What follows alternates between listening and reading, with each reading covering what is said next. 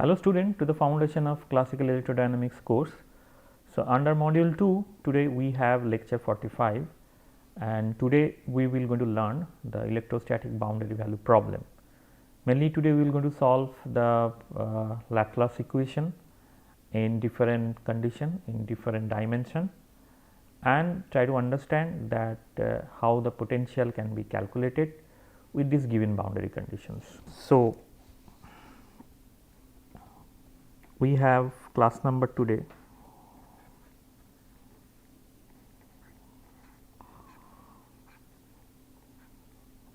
45 and our today's topic is electrostatic boundary value problem, or in short boundary value problem.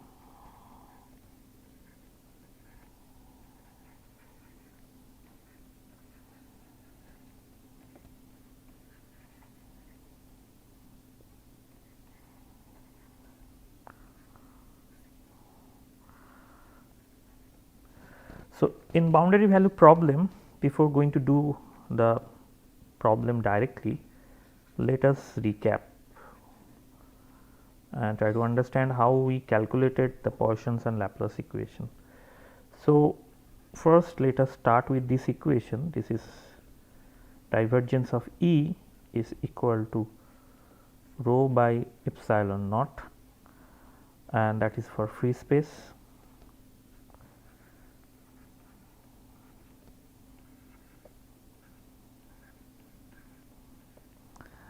And we have this expression when electric field is in matter. So, this is in matter.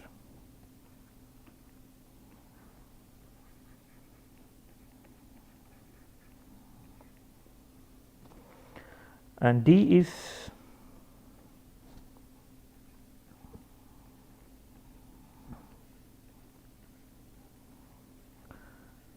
epsilon E.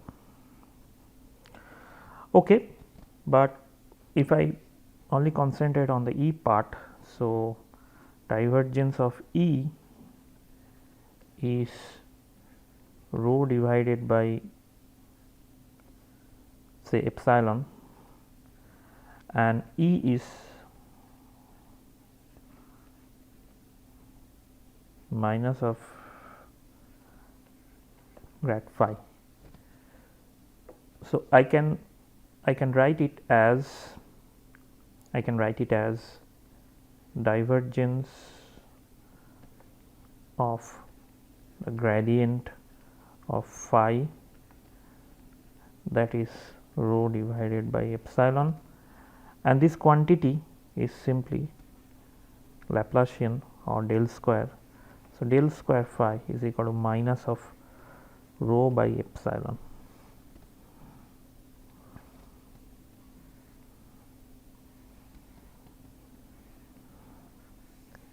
This equation is our Poisson's equation.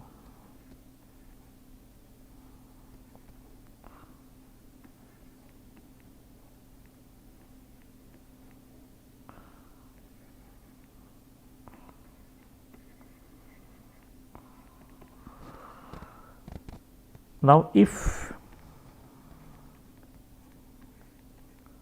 rho is equal to 0, then we have right hand side 0 and we have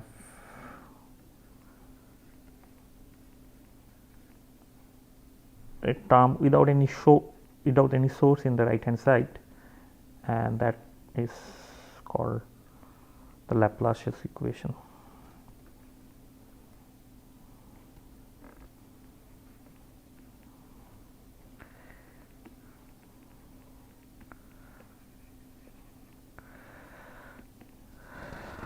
Okay, so these two equations we already derived earlier, so this is not new. So now what we do that try to solve this Laplace's equation, because this is nothing but a second order differential equation. So I can solve this for a given system where two boundary conditions are there. So that we will going to do.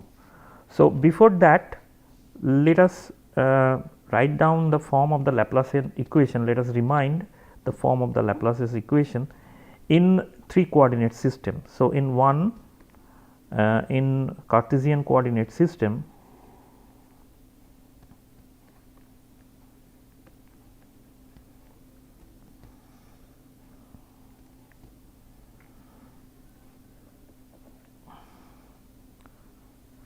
sorry,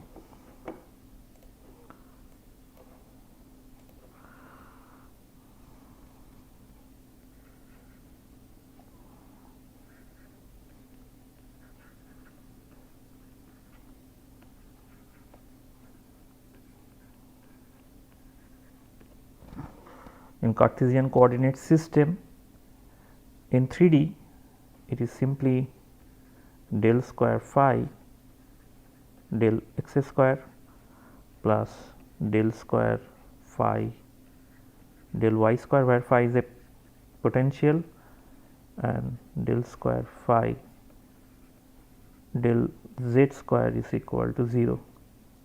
This is in Cartesian coordinate system. In cylindrical system,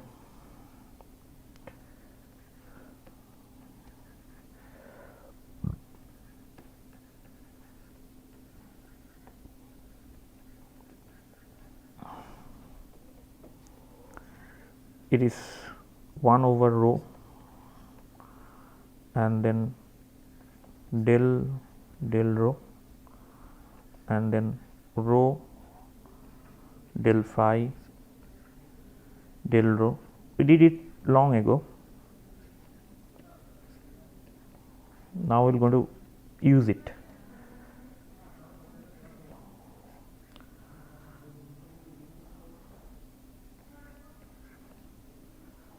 This phi, now I have it. So this phi, let us put it as a big phi, and I should have d2 phi d z square. So I should have a second order derivative here. Z square is equal to 0. And in spherical system,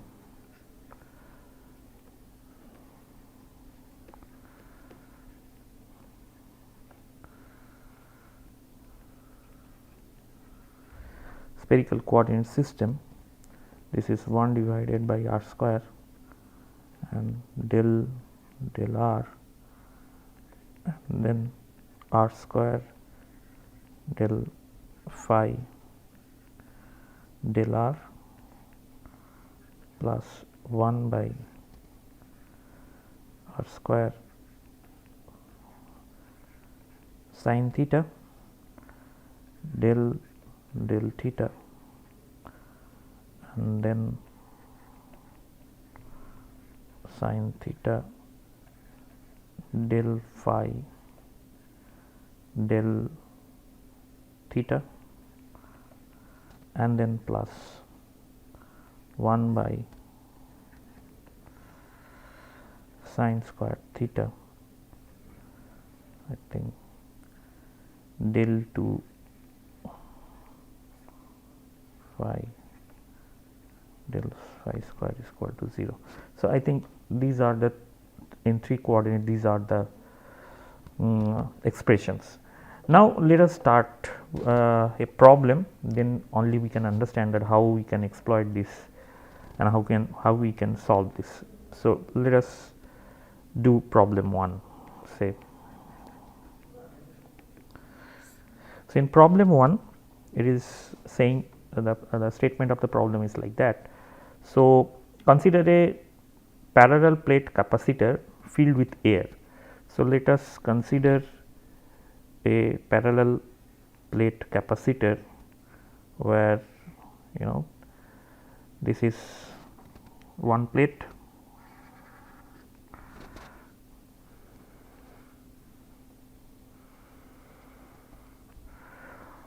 and this is another plate,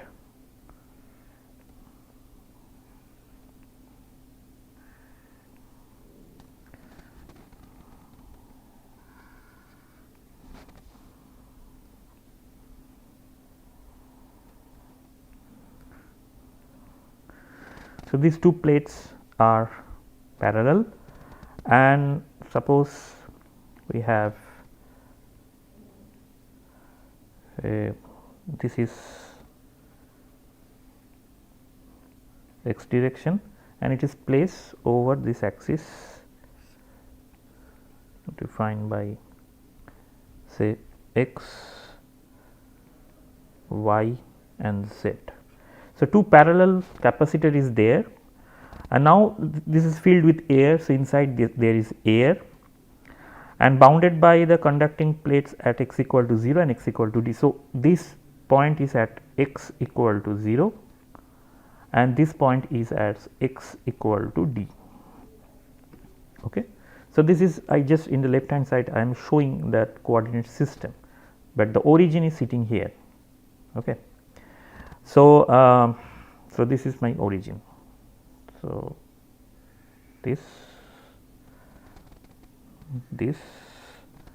and this is my actual origin.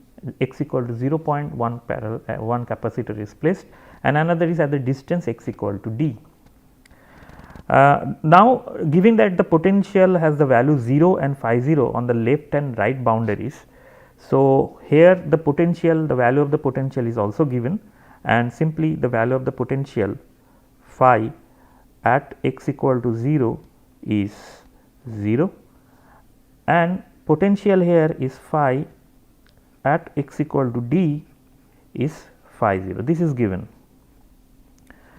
and the question is the left hand and right hand boundary, solve the Laplace's equation to obtain the potential distribution in the electric field between the plates. How the potential is distributed here, because here we have potential 0, here we have potential phi.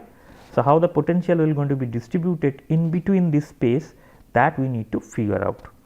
Okay. So, so basically we need to solve the one dimensional Laplace's equation in Cartesian coordinate system, and that is d2 phi, which is a function of x because it is changing over this, and dx square is equal to 0. So, if I solve this boundary this differential equation, and then we can find out how the potential is changing. Not only that, the second part is, so let me write down the problem one by one. So, first we need to find out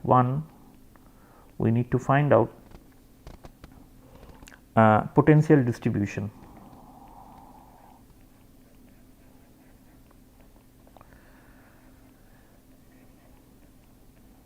Potential distribution. This is my first problem. Is what? That is, I want to know what is phi x.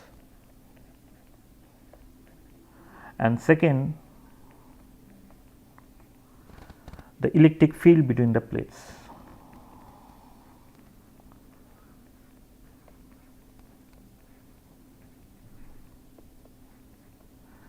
These two I want to find. Okay, so if I solve this equation, then I can find out the explicit form of phi, and then from that I can calculate the electric field. So, that should be the recipe. So, if this is 0, then we can readily write that phi of x is equal to a x plus b, where a and b are constants. Now, let us find out just put the boundary condition, and boundary condition is saying that phi 0 is 0, which gives us readily that the b has to be 0. Okay. And phi b, not phi b, phi d, because this distance is d. Yeah, phi d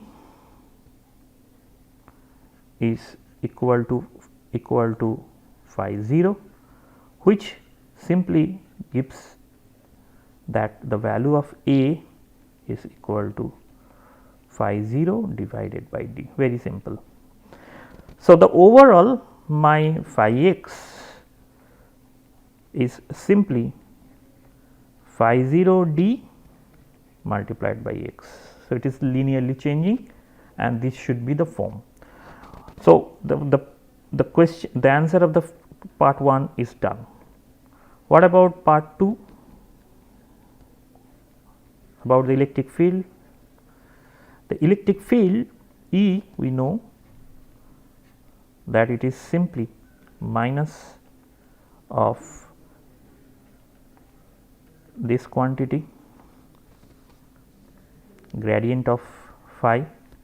So, we have minus of phi 0 d with x unit vector. So, that is the solution, very simple and very straightforward problem. So, this is just a warm up problem we do by just solving this Laplace equation under certain condition. Now, go to problem 2.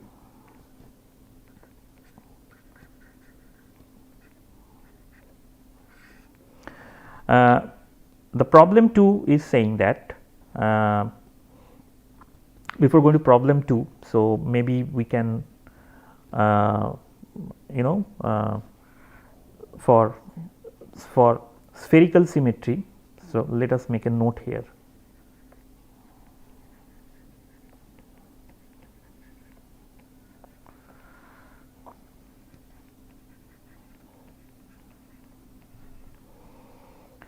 In 1D, so we have the Laplace's equation of the form 1 by r square d dr and then r square d phi dr is equal to 0. This is the form of this Laplace's equation in 1D when the operator is given in r theta phi. In 1D, theta and phi we can, because there is a symmetry, so phi should not depends on theta and phi. So, we should have only it depends, if it depends on r, then I can write this is my equation. So, the general solution I can write for r not equal to 0, because if r is 0, then so for r not equal to 0, the general solution, so this becomes r square d phi dr to be constant, some constant, say this constant in C, say C1. So, I can simply find that phi as a function of r is minus of C by C1 by r plus another constant C2. So, that should be the general general equation, general solution. You just put d phi dr is C1 divided by r square and then integrate it, and you will going to get simply this. After having the information, after just deriving the general solution, we are going to use this for this given problem. Now, the problem 2 I am saying. So, suppose a concentric spherical conductor of the radii a and b are there. So, I have a spherical conductor. So, this is a spherical cell.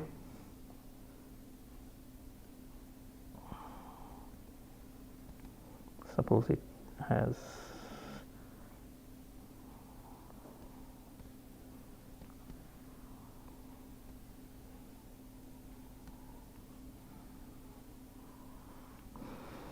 and two concentric spherical conductors are there. So, this is one and another conductor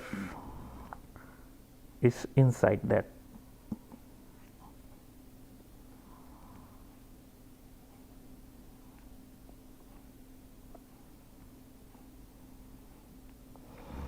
Okay. Where the radius is a and b. So, from here to here it is a, and from here to here it is b. So, b obviously greater than a. Okay. What else? The inner one is kept at a potential phi 0. So, this the potential here is phi 0. and the outer one is grounded. Outer one is grounded. So, obviously, so if it is grounded, so the potential of this outer sphere has to be 0.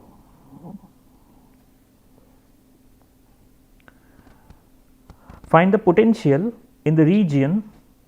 So, the problem is, this is the statement, and the problem is find the potential as a function of r in the region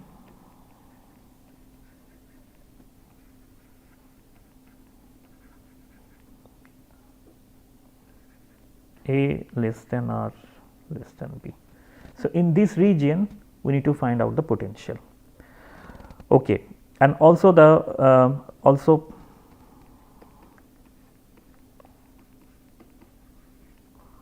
find E and sigma on the inner and outer conductor.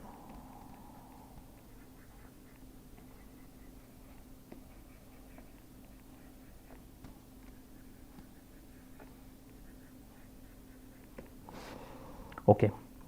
So, let us quickly write the boundary condition which is given. So, phi is 0 when r is equal to b, phi is phi 0 when r is equal to a. Okay. So, from that we can, because the general solution is here, I have already derived it.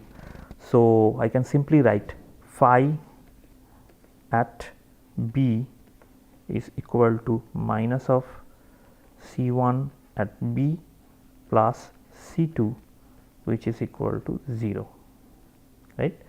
That simply gives us C2 is equal to C1 divided by b. Phi of a is equal to minus of C1 divided by a, and C2 I replace because C2 I know, this is plus C1 divided by b which is phi 0, and from simply from here we can find that C1 is equal to phi 0 a b divided by a minus b from here, and then we have phi 0. Okay. So, C1 C2 I calculate. So, phi r is simply phi 0 a b divided by phi 0 a b divided by because this is negative sign. So, I should write b minus a and plus, because this is this is okay, by divided by r also, and then this is phi 0 a divided by a minus b. Just simply put the value of C1 C2 to the general solution that we figured out. This is my general solution. So, here I just put the value of C1 C2 and get the result, that is all. That is why I calculated this earlier. Okay, once you know the value of phi r, okay, you can simplify, we can simplify this further, and I mean just take b minus a common, a minus b common, and then do the rest. But anyway, so now if I want to find out the electric field E, because that is another part of the question, E is minus of the gradient of this phi, which is a function of r, and which just we calculate. So, that thing is seems to be phi 0 a b divided by b minus a whatever is there, and then I have a negative sign 1 by r square with unit vector r, because we are making simply the derivative with respect to partial derivative with respect to r, that is all. So, this should be my E. We can simplify it. So, we can write simply phi 0 and divided by say 1 by a 1 by b minus 1 by a, 1 by b minus 1 by a, and already one negative sign. Okay, b minus, I make this b minus a, fine. So, minus and minus, so that should be this minus is there. So, okay, I need to put this minus sign, and it should be a minus. So, then if I write this a, okay. So, okay, so if I write this, then it should be simply plus anyway, and okay, a by b. I am just divide this with a by b, that is all.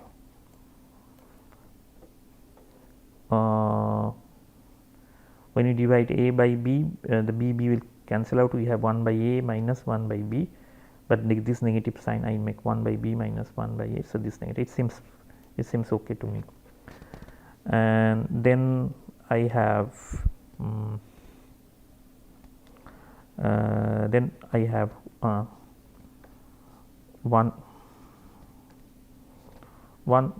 by r square and this. Now, the question is the charge density. The charge density of the inner conductor sigma a, that we know, because E is sigma a divided by epsilon 0 along n. If I make both the side, if I make a dot product with n, then sigma a comes out to be epsilon 0, then E dot, here it is simply r, because n the direction and r the same direction, and that will be evaluated over the surface, this quantity, and that simply turns out to be epsilon 0, and then E dot r means this quantity at a. So, simply phi 0 divided by a square into 1 by whatever I get minus 1 by a. It seems to be something like this with okay, I should not put any kind of vector direction because this is surface charge. I already make a dot product with r. Okay. Similarly, for the, this is for outer surface, right. For inner surface, here in the question it is mentioned the inner and outer sigma on the inner and outer conductor. So, for inner surface of the outer conductor, sigma b should be similarly, if you calculate, we should have, I think, a negative sign, because r now we are going to differ, it will be minus r, and you will get a result like it is at evaluated b square 1 by b minus 1 by a. Okay. So, this is the way you calculate. Please check it and do some other problems. Now, we will, so we do one dimensional problem for these Cartesian coordinate system, then we did for cylindrical the spherical coordinate system, and now we will continue with this one dimensional problem for a cylindrical coordinate system. Problem 3. So, for cylindrical coordinate system, let us first calculate for 1D cylindrical coordinate system, the Laplace's equation sub to be del dd rho and then rho del phi del rho is equal to 0. That is the Laplace's equation in one dimensional form. Now, the general solution for rho not equal to 0, the general solution is simply by making del rho del, this is constant like before, and say this constant is C1. If it is C1, then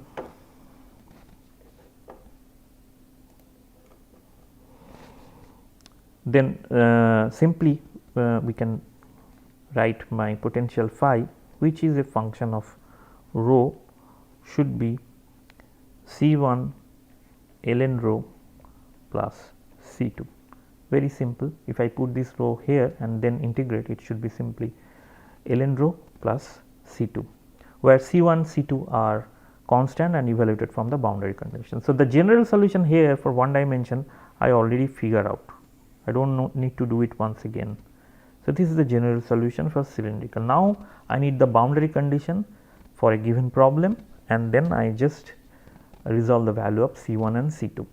So, the problem now it is given like this. So, I have a two concentric cylinder like this.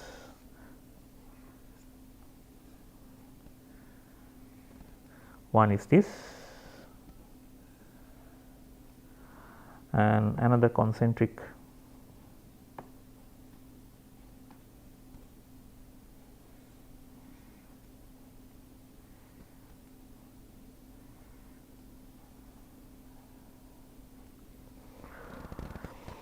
now the inner radius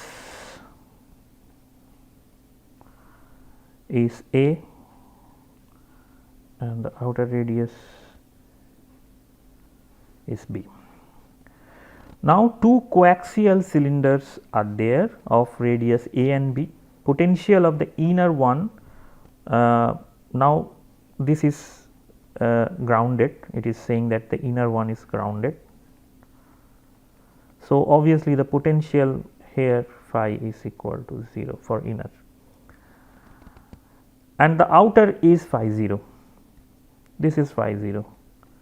So, what should be the potential in the region? So, the question is simple, like before, calculate phi r in the region when r is less than b greater than a. Again a very straightforward problem, because the general solution is already known.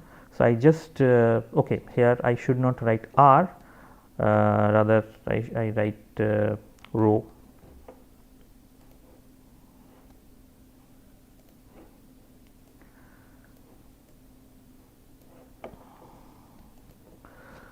So, this is rho. So, let me quickly do that, it will not going to take much time. So, phi of A, this is simply C1 ln A plus C2, and according to the problem this is 0. So, we simply have C2 is equal to minus of C1 ln A. Phi of B, I should have C1 here and then ln B, and then I write C2 in terms of C1, which I already evaluated. This is C1 ln A, and that value is simply phi 0 according to the problem. So, from here I simply write C1 is phi 0 divided by ln B minus A. So, this is ln B divided by A. So, what is my phi r then, or phi rho? Phi rho is equal to phi 0 general solution I am just writing, just putting the value of C1 phi 0 ln B by A and then ln rho minus C2 I calculate, this is C1. So, C1 is phi 0. So, again I write phi 0 ln B by A and then ln A. So, these eventually gives me a solution like phi 0 ln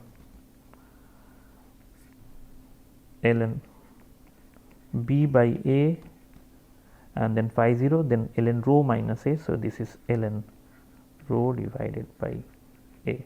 So, that is the solution in the region when not R, rho is in between A and B.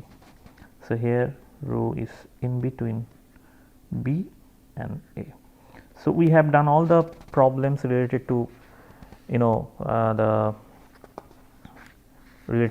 the first related to the one dimension. So, now in the next we will go for a two dimensional problem. So, you will see that there is a significant amount of change will happen when I go from one dimension to two dimension, because the differential equation will be now two dimensional and boundary condition become more. Instead of having two boundary condition, we should have four boundary condition, and we need to deal with that to find the final answer. So, it will be a lengthy problem. So, let us do that. So, this problem I think it is given in the Griffith's book, but I am redoing it here. So, say problem 4. So, problem 4. So, in problem 4 we will do the problem in two dimensional problem. It will be a 2D problem,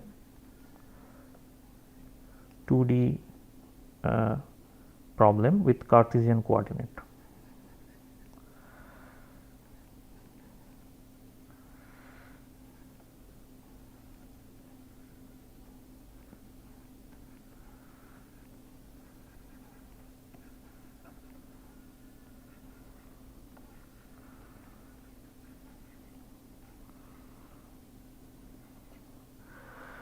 Okay, 2D Cartesian coordinate. So, the system as defined is this.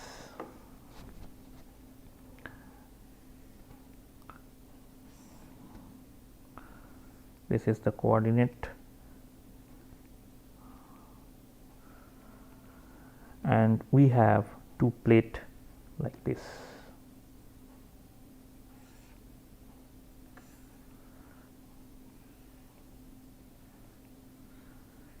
This is one plate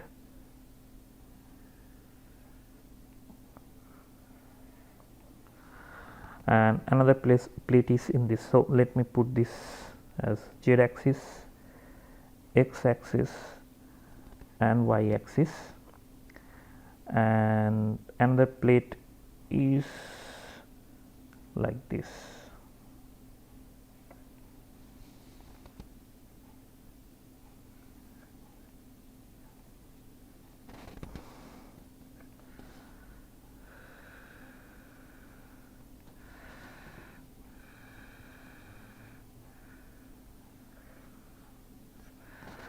So, this is two plate parallelly placed.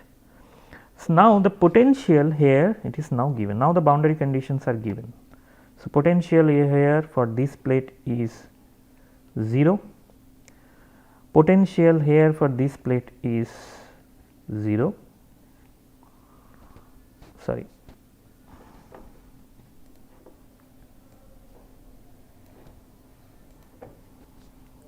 is 0, and then this is length from here to here is a, and this is y axis. So, phi 0, the potential is phi 0 as a function of y. Okay, the statement of the problem is two infinite grounded metal plates, both are grounded.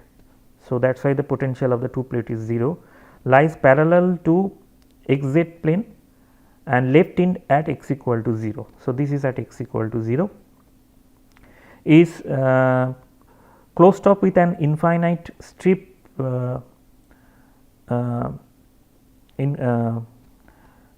insulated from the plate. So, here we have a insulation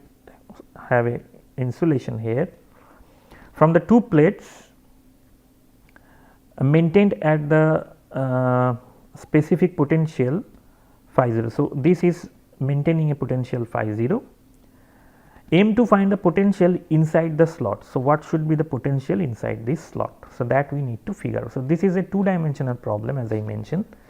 So, let us now construct this problem.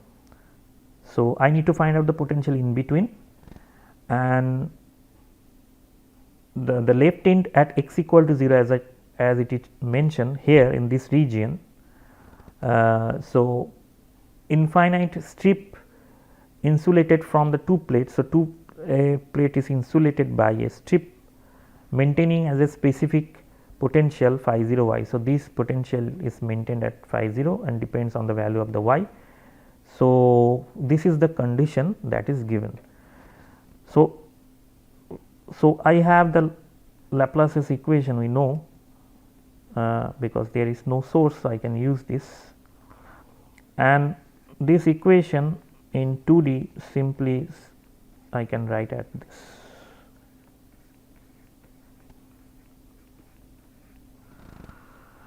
Okay, because this is z independent. So, there is nothing, the plate is extended infinitely along z. So, the z coordinate should not be here.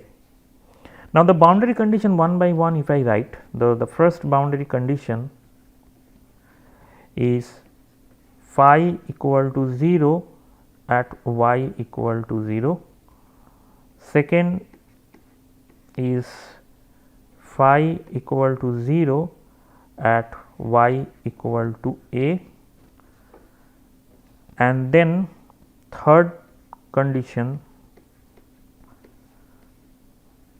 that phi is maintaining a potential like this at x equal to 0, that is this region here, this region, and finally I have phi tends to 0 as x tends to infinity, sorry.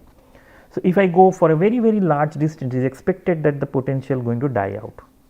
Okay. So, that is the trivial boundary condition that we need to use here to solve this problem. Now, we are going to use the separation of variable, because now phi is a function of x and y. So, x and y phi I can write as big X and big Y. This is the way we use the separation, standard separation of variable, and I can put this in this equation 1. Let us write this as equation 1. So, if I put this in equation 1, then what I get is something like this: 1 divided by x d2 x d small x square, that is equal to minus of 1 by y d2 y and dy square, right. So, now you can see that left hand side is a complete function of x, right hand side is complete function of y. So, they has to be equal to some constant, and let us write this constant as k square, some constant. This is a standard way. Now, from that I can have an equation for x like d2 x d x square minus k square x equal to 0. That gives me a straightforward solution that x is a e to the power of kx plus b e to the power of minus kx. We know that when we have plus k square, so very standard solutions are this. On the other hand, I have d2y dy square plus k square y is equal to 0. That leads to a sinusoidal solution, because if this is plus, we know that. So, I can write a solution like, say, c sine of ky plus d cos of ky. So, I have the general solution in my hand. So, phi, which is a function of x and y, now can be written like a combination of these two solutions, multiplication of these two solutions, e to the power of kx plus b e to the power of minus kx bracket close, and then c sine of ky plus d cos of ky. So, now I am going to use the boundary condition, and the boundary condition is saying that phi at x 0 is equal to 0. That means, phi at y equal to 0 is 0. So, that means, if I put y equal to 0 here, so this term is not there, and this term will have only d, and that is 0, and it is true for all the x values. So, that basically gives me simply d is equal to 0. So, now I can simplify, because my d is 0. So, the equation like c1 e to the power of kx, because d c is here. So, I can multiply ca and cb and write another constant c1 and c2, and c2 e to the power of minus kx multiplied by sine of ky. Okay. Okay, fine. Up to this it is fine. So, now I am going to use the other solutions and the other boundary conditions. Another boundary condition is saying that phi tends to 0 when x tends to infinity. Okay. So, that boundary condition is very so, if I put that, then obviously at x tends to infinity, you can see that the term related to c1 is growing exponentially. So, that is not desired. So, that means again c1 has to be 0. So, from here I can see that c1 is equal to 0, otherwise this will blow up at x tends to infinity. So, my solution is even become simpler, and now I have c2 and then e to the power of minus kx with a sinusoidal term ky. Okay. Now, another boundary condition, that phi is equal to 0 when y is equal to a. This is the boundary condition. Let me highlight with the red color. So, if that is a boundary condition, so I need to put this boundary condition here, and we will see that k a has to be equal to n pi, because for all the value it is 0. C2 is not equal to 0, right, because if C2 is 0, the entire solution will collapse. So, that means k into a, when you put x y equal to a, then that is 0. So, that means k a has to be n pi. So, k now having a value like n pi divided by a, where the value of the n is, say, it can be 0, 1, 2, 3, etc. Okay. So, my solution is finally is something like C2 e to the power of, now k is a function, k is changing with, so I should write k n here, because at different n we can have different values. So, k x and then sine of n of pi divided by a, that is k, and y. Okay, that is the form of the solution. So, now the general solution, so for different n I can have different solution. So, we know that when for different n we have different solution, then the general solution is a superposition of all the solutions. So, the general solution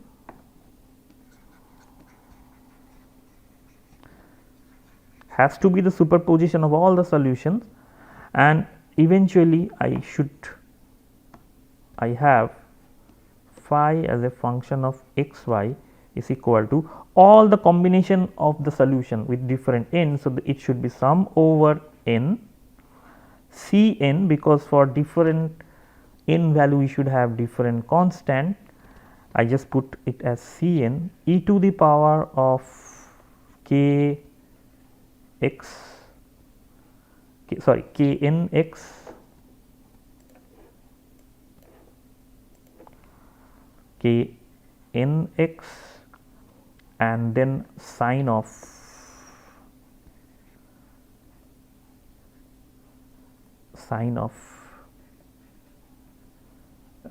k n y, k n y, where k n is simply n pi divided by a. Okay. So, this is the way we can have. Now, the boundary condition 3 is saying that phi 0 y, that is at x equal to 0, the entire the potential is something like this. So, if I now put here at x equal to 0, then I can have an relation, I can have an equation like C n when n and sine k n y is simply phi 0 of y. Okay. Now, the challenge is how to calculate C n from this equation. So, there is a very very elegant way, and which is called the Fourier trick or Fourier transform.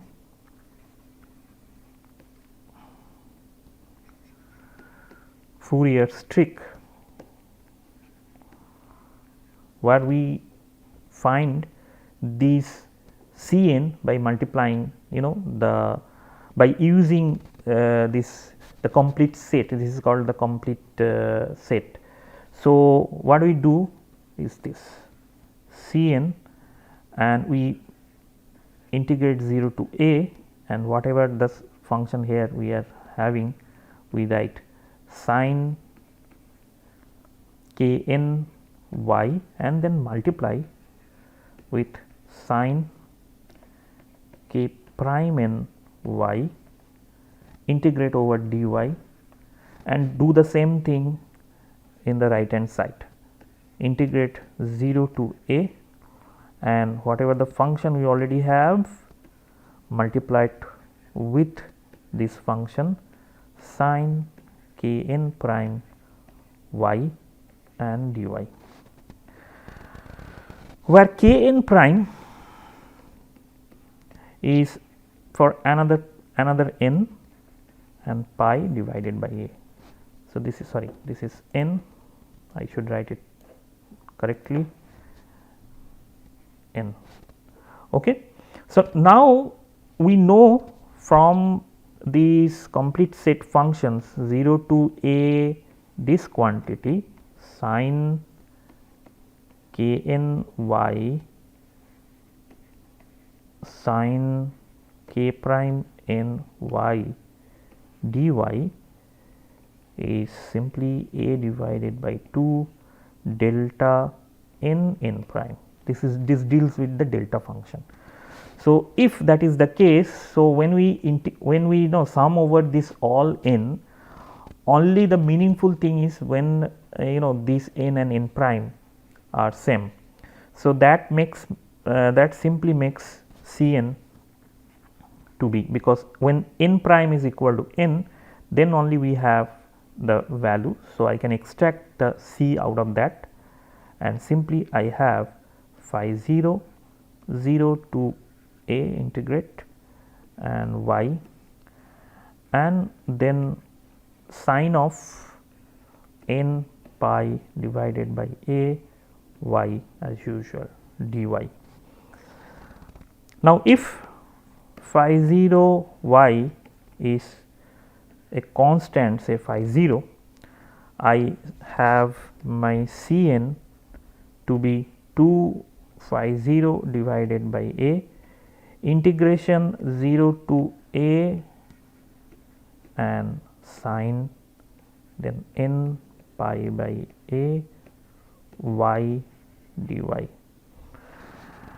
So, now this integration we can further evaluate, and if you evaluate it, simply comes out to be 2 phi 0 by a and then a divided by n pi. If I do this integration, and simply you have 1 minus cos of n pi, and that thing is equal to 0 when n is even and equal to 4 pi. So, this thing is 0 if n is even, and 4 pi 0 divided by n pi when n is odd. Please check it. Okay, so finally, what is my solution? My solution is, after doing all these calculation, lengthy calculation, we finally get a solution like this.